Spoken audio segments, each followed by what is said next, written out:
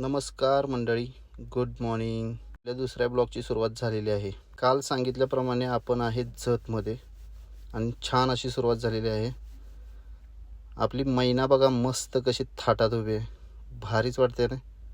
आपण आज राहिलेलो आहे ते आहे हे घर जतमधील. थोडं लेटच उठलो आहे. बाहेर येऊन बघतोय तर मम्मी आणि दोन बहिणींचे चालू आहे रांगोळी काढायचं.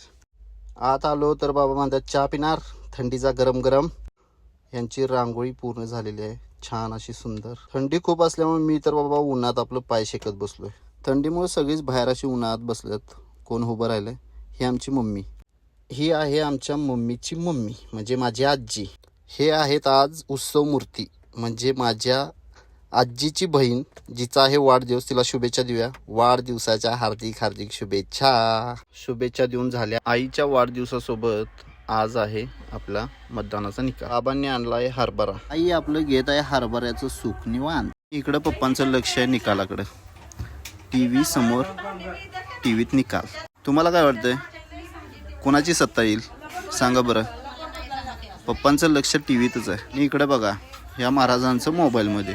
मोबाईल शिवाय दुसरं काही नाही, फक्त मोबाईल. दिवसामुळे नियोजन चालू आहे चुलीवरचं मटण.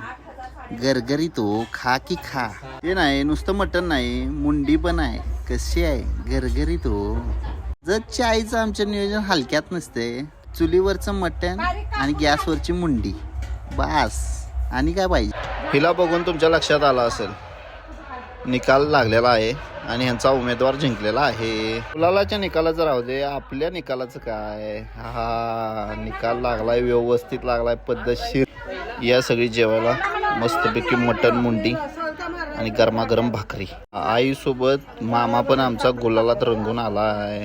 निकाल त्यांच्या बाजून झाला.